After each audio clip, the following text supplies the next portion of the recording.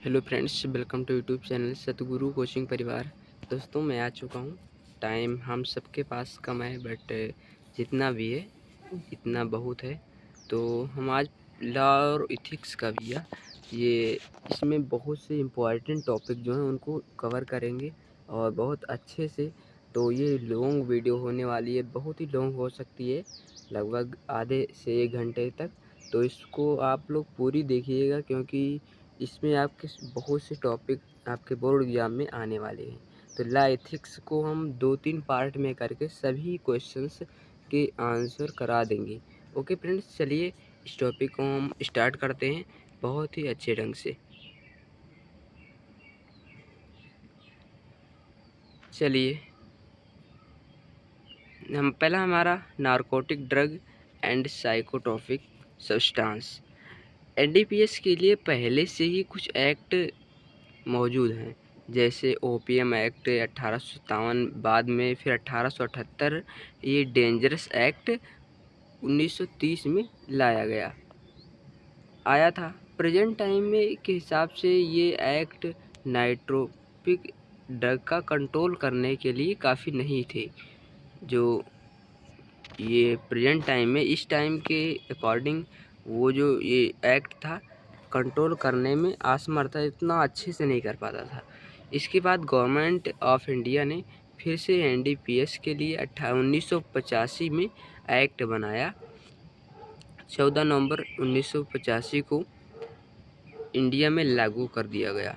इसका ऑब्जेक्टिव क्या है? नए नारकोटिक ड्रग का नारकोटिक ड्रग के ज़्यादा उपयोग को रोकना, जो नारकोटिक ड्रग हैं उनको लो को मजबूत करना, नारकोटिक ड्रग के ज़्यादा पैदावार को रोकना, नारकोटिक ड्रग के इंपोर्ट और एक्सपोर्ट में पर ध्यान देने के लिए, नारकोटिक ड्रग पैदा करके बेचना, ये सब चीज़ें भैया लाइसेंस प्रोवाइड करना, यानी जिसके पास लाइसेंस है वही ड्रग को बेच पाएगा। ओके, तो इंटरनेशनल इंपोर्ट एक्सपोर्ट करने के लिए एक्ट बनाया गया। चलिए नेक्स्ट देखते हैं, ऑफेंस ऑन और पेनाल्टीज यानी क्या क्या है। यदि कोई रूल को तोड़ता है तो उसे 10 से 20 साल जेल होगी, और यदि व्यक्ति खरीदता है या बेचता है गलत तरीके से तो उससे 1-2 लाख का जुर्माना होगा। और नेक्स्ट है हमारा, यदि कोई व्यक्ति अपने घर का नारकोटिक ड्रग का स्टोर करने के लिए किराए पर देता है तो उसको भी 1-2 लाख का जुर्माना होगा। लाइसेंस व्यक्ति यदि उसके पास नहीं है, घोटाला करता है, तो उसको 1-2 लाख का जुर्माना वही रहेगा। तो ये चीज़ें थी। एक सेकेंड। और यदि कोई व्यक्ति गांजा संबंधित गुनाह करता है तो उसे 5 साल की सज़ा। यदि किसी जिम्मेदार व्यक्ति के लिए यदि यह गड़बड़ी करता है तो उसे 5 जेल और फाइन भी देना पड़ेगा। तो ये चीज़ें दोस्तों आप लोग भी पढ़िएगा, क्योंकि इजी लैंग्वेज है, हमने डिफ़ाइन किया है। मैं इसका पीडीएफ दे दूँगा, और आप अगर इसका पीडीएफ चाहते हैं, जिन लोगों के पास स्टूडेंट्स के पास नहीं है, तो वो मैं भी डिस्क्रिप्शन में इसका नंबर हमारा मिल जाएगा, और उसके बाद आप हमारे व्हाट्सएप पर कमेंट करिएगा, मैं आपको रिप्लाई देकर उस पर बता दूंगा। कुछ पेमेंट करना पड़ेगा, उसके बाद आपको नोट्स प्रोवाइड करा देंगे। ओके फ्रेंड्स, चलिए नेक्स्ट टॉपिक है हमारा animal act 1960, prevention of cruelty to animal act. ये एक्ट इसलिए बनाया गया था भैया कि ह्यूमन एनिमल को बिना किसी ज़रूरत के तकलीफ़ के करल्टी ना पहुंचा सके। ओके फ्रेंड्स, एनिमल को प्रिवेंट तथा एनिमल को कोई प्रॉब्लम ना हो, इसलिए यह एक्ट बनाया गया। ऐसा नहीं होना चाहिए किसी भी एनिमल को पकड़कर उस पर बिना किसी ज़रूरत के उस पर एक्सपेरिमेंट करने लगें। इसे भी कंट्रोल करने के लिए ये एक्ट बनाया गया। ऑब्जेक्टिव क्या था इस एक्ट का? तो एनिमल को अननेसेसरी पेन से बचाने के लिए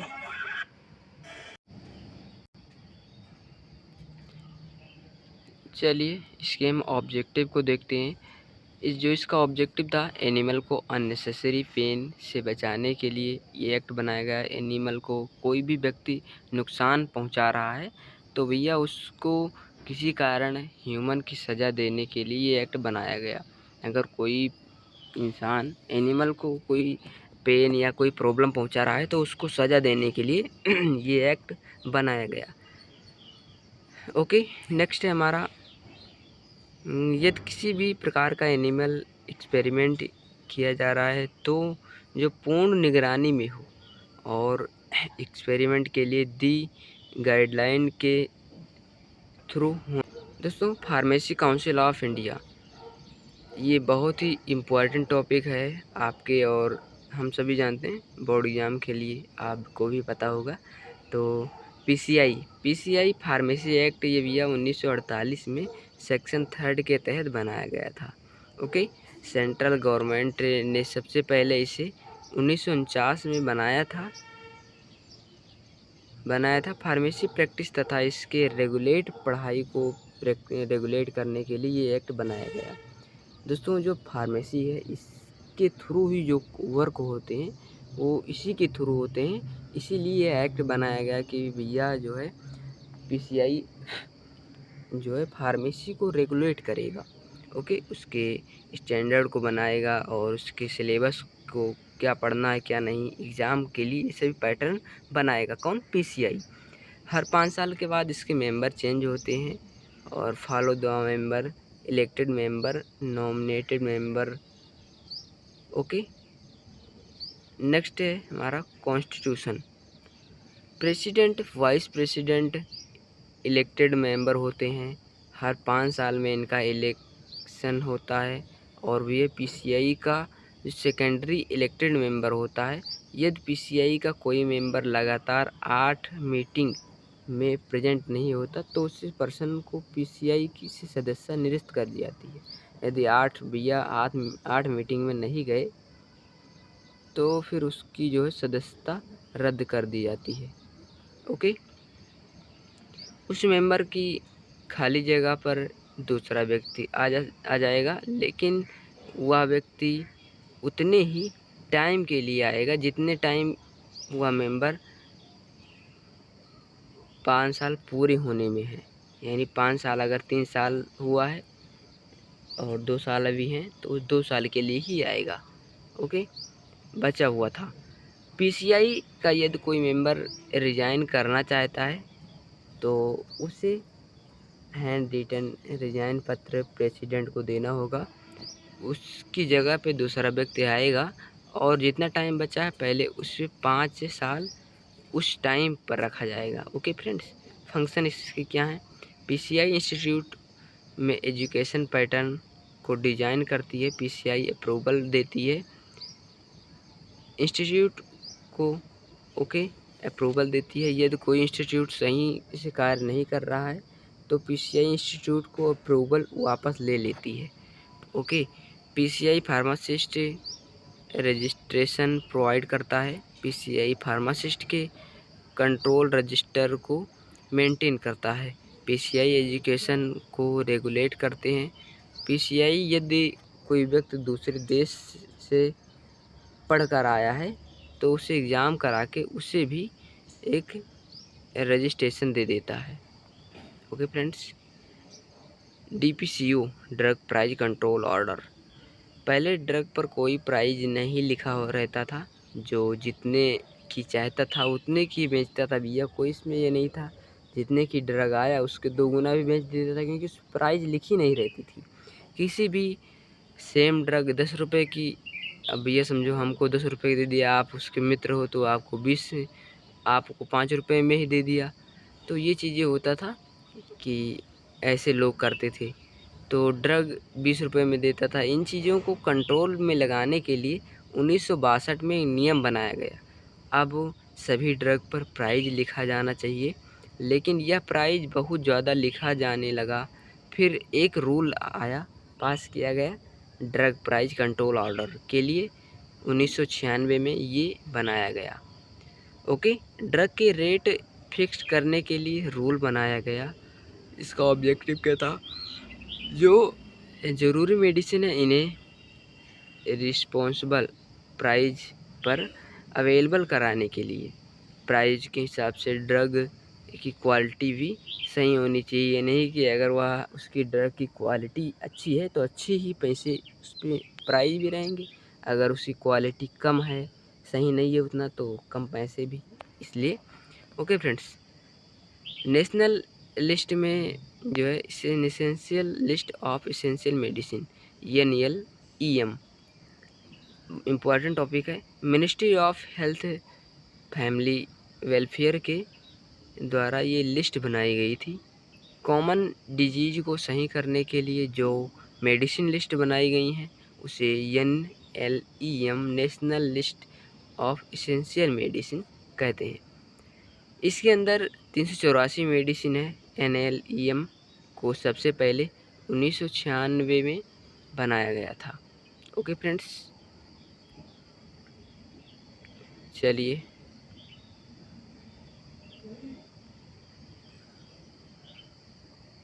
एक second.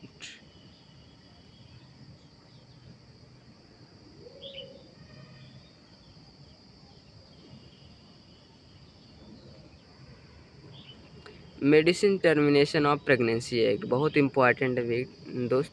Medical termination of pregnancy act MTP act abortion को रोकने के लिए ये एक्ट बनाया गया था।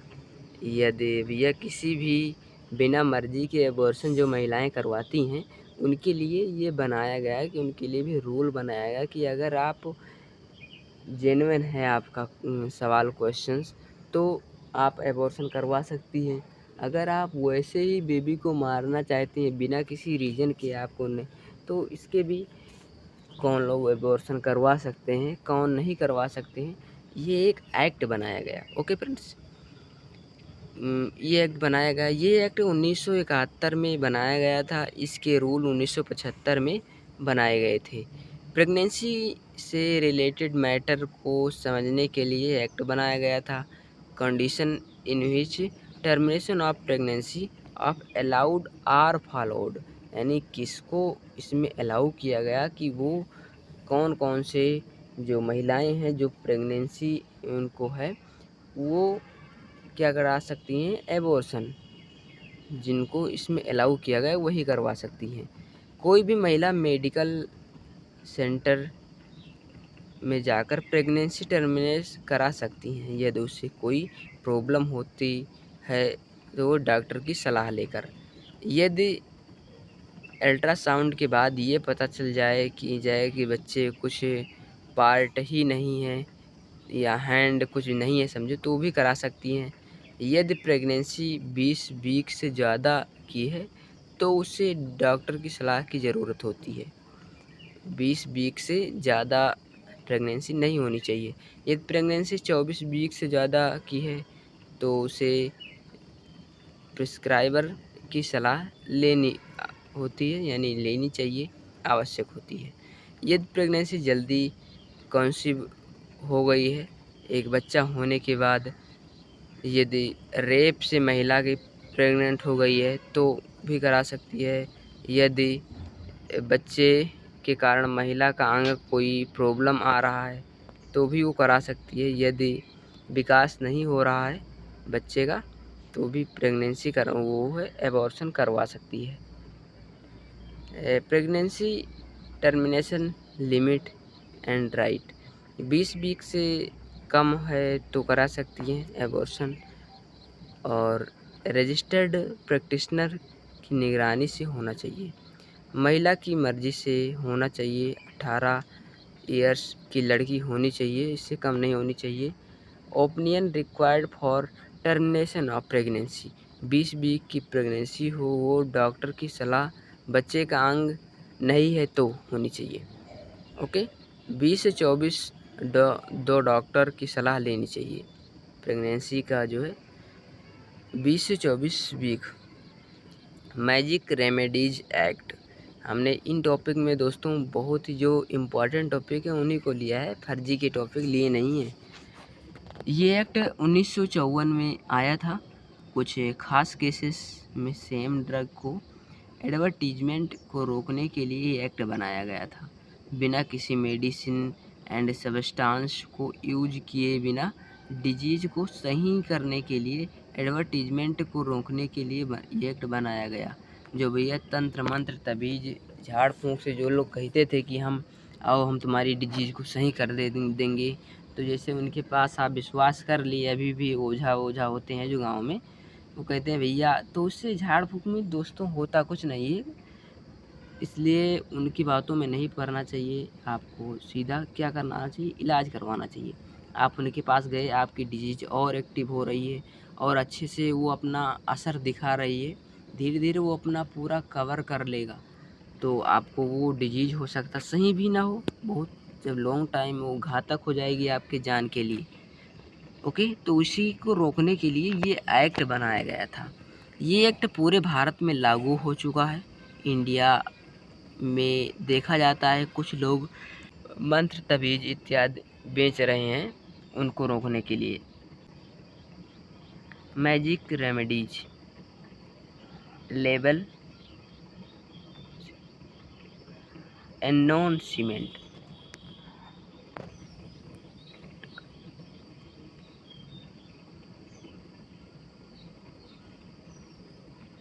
चलिए मैजिक रेमेडी को देखते हैं। मंत्र तबीज कवच कुछ ऐसे जो होते हैं दूसरे प्रकार के हो सकें बिना किसी सब्सटेंस यूज किए, इन्हें मैजिक रेमेडीज कहते हैं।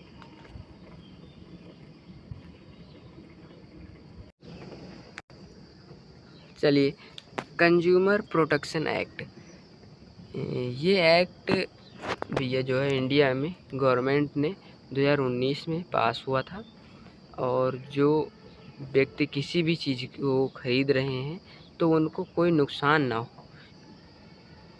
इससे बचाने के लिए ये एक्ट बनाया गया। ओके, ये पहले 1986 में आया था, इसे कुछ कमियां थी, इसलिए ये दोबारा 2019 में बनाया गया। ये सभी प्रोडक्ट पर लागू होगा। गलत प्रोडक्ट के जो हैं भैया उनको क्या करेगा, ये रोकने के लिए बनाया गया। ठीक है, चलिए नेक्स्ट आते हैं।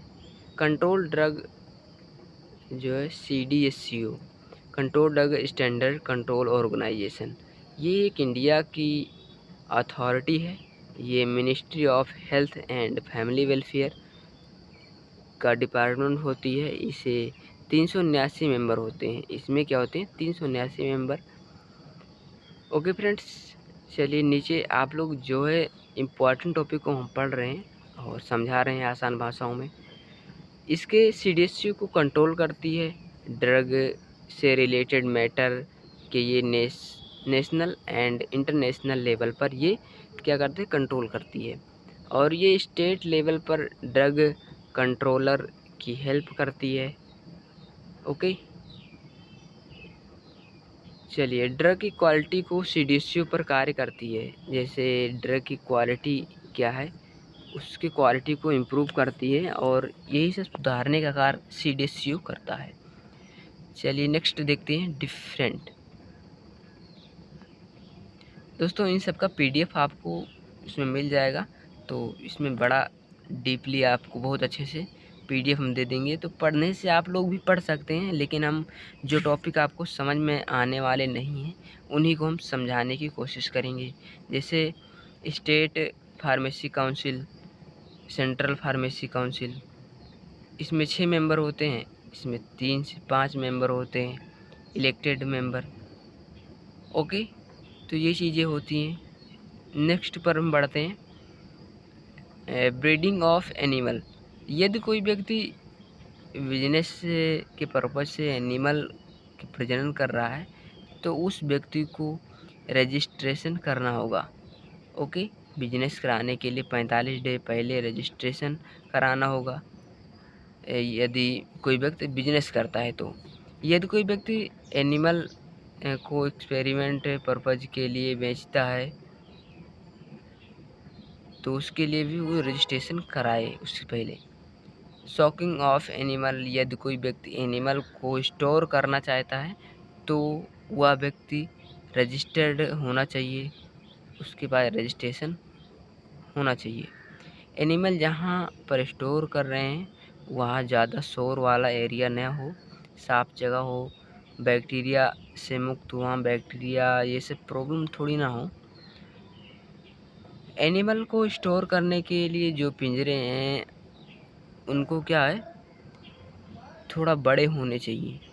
ओके, एनिमल के अंदर आसानी घूम सके वहाँ पे। एनिमल पर यदि कोई एक्सपेरिमेंट किया जा रहा है तो एनिमल को एक्सपेरिमेंट से पहले और एक्सपेरिमेंट के बाद एनिमल को चेक करना चाहिए। फार्मासिस्ट ओथ इम्पॉर्टेंट टॉपिक है। फार्मासिस्ट जो शपथ लेता है, आप लोग अब ये समझो शपथ लेंगे कि हमको ये चीज़ें नहीं करनी है।